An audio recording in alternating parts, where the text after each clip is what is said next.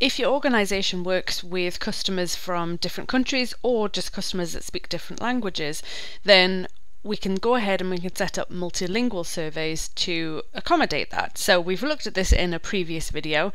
If I click over on the ellipsis here, we can click on multilingual, and we can see there for this survey we have French and we've also got German. So if I go ahead and click to edit the French version, we can see here that we've basically got the English and then there's the French translation below it. So we set all that up. We've got it for French and we've got it for German. So that's great when somebody goes ahead and they look at the survey, or they basically go to the link for the survey. They can change it manually here, but based on the settings of the browser, they will be displayed with whatever the version is for that, assuming the survey actually has that language already set up. So if I was somebody that had my settings in French for this specific browser, if I went to this survey from a link, that's what I'd be displayed. That's great, but then what about the email that we might send out to go ahead and say, fill out the survey? So we've taken care of the survey, we need to take care of the email as well. So if I go to the send survey link and if I click on email, what we need, unfortunately, is we need to have different versions for the different languages. So I've got a request feedback email. If I go to the English version, we can see there we've got some basic details in the survey, in the email. If I then go ahead, I can click and I can look. There I've got the same email, which I've basically just taken a copy of the English and then saved it in French. Excuse the French and also the German if you do speak French or German and it's slightly wrong. I did use Google Translate, so just keep that in mind. So here we've got the German, so we can see there we've got everything translated into German. So that's great. Now, how do we then go ahead when we're sending out the survey and actually make sure that we've got the correct email template that is selected? So if I go into Dynamics 365 Customer Engagement, I've got on the contact record, I've got a preferred language field that's an option set, and I've set up English, French and German as the values. So obviously, depending on the different languages that you work with in terms of customers, you would need to have that set up for any of those specific languages. So I've got English as my default, so whenever we create a new contact, that's what it's going to be set to, and then we've got French and German as options if needed. Alright, so let's go into Microsoft Flow, and we'll go ahead and edit just so we can look at the details of a flow that I've created that basically says we're going to send the survey email in the correct language. So the first step is when a record is updated. So there we've got our environment and we've got the entity name of cases and the scope of organization. First of all, we're going to check to see if the case is resolved. So we've got the status reason. We're basically checking to see if it is equal to 5, which is basically resolved. What we're doing is if it's not resolved, we're not doing anything. So that's our no path. We end the flow right there. If it is, then what we need to do is we basically need to get the contact from the case. So if I click on Get Contact, the item identifier is the customer from the first step, the trigger of when the record is updated, and we're picking the customer. Now a customer can be an account or a contact. In this scenario I'm basically using it and saying it would always be a contact. That's how we're setting it up in our environment, so we don't have to go through and check whether it's an account or a contact. So it's always going to be a contact. We're going to get that customer. And then the next thing we're going to do is we're going to check if the language is in English. So in other words, that preferred language field that we saw, we're basically needing to use the value from the option set, so the numbers rather than the label.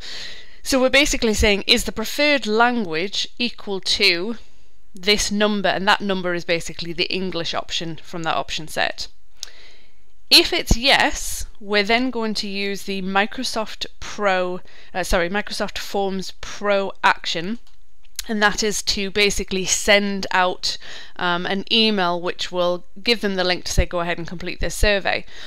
So here's where we need to pick the survey that we're going to be sending them, and there's the email template. So I've picked that request feedback English. Then what we need to do is we need to set our regarding and our recipient. So in this case, because we're sending it based on a case, we want the email to go out regarding the case, but the recipient is the contact. Then we're going to just pull in the first name and the last name from the contact. So we've got the contact. So from that contact, we're going to go ahead and pull in that information. If it's not English, then therefore it has to be either French or German, because those are the only three options and English is the default. So in this case, we do have a path for if no. We're going to get the language again and basically say if the preferred language is equal to this number, which is French. If yes, we're going to do the same thing again. This time we're going to set the email template to be the French version. If no, this is our final language, we're going to go ahead and say the preferred language is equal to this number, which is German. And again, we'll do the same thing, but this time we'll pick the email template using the German one. So those are all of our steps. So that's fairly straightforward. Obviously, for as many different languages as you will have to have that many sub-steps to the flow. So we're going to go in and we'll go ahead and just close this case. So we'll go ahead and resolve the case and resolve it. So we finished off that case. We'll give this a minute and let's go ahead and see if it's set off yet. Yep, 4 seconds ago, so it's running at the minute. Let's go ahead and look at this. And it's finished. So if we go ahead and we can see there the green tick, so yes, the record was updated. It checked to see if it was resolved. Yes, it did. It got the contact, perfect. It checked to see if the language on the contact record was English. It wasn't, so it moved on and checked to see if the language was French. It wasn't, so it checked to see if the language was German. And it was, so it went ahead and it sent that email template. So if we now go ahead and let's look, there we have our email in German.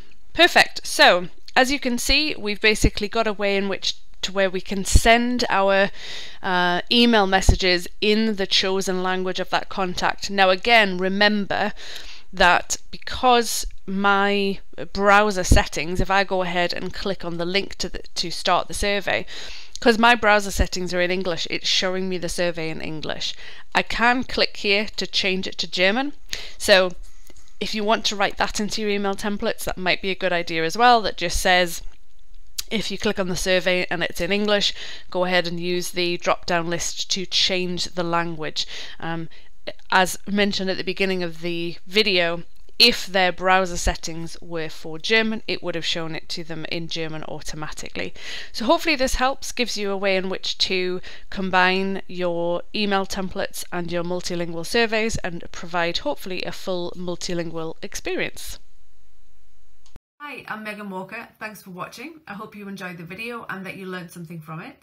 If you don't want to miss out on any other content, you can go ahead and click on my face below to subscribe. And if you want to watch the next video, you can do that by clicking over here and go ahead and get started. Thanks again.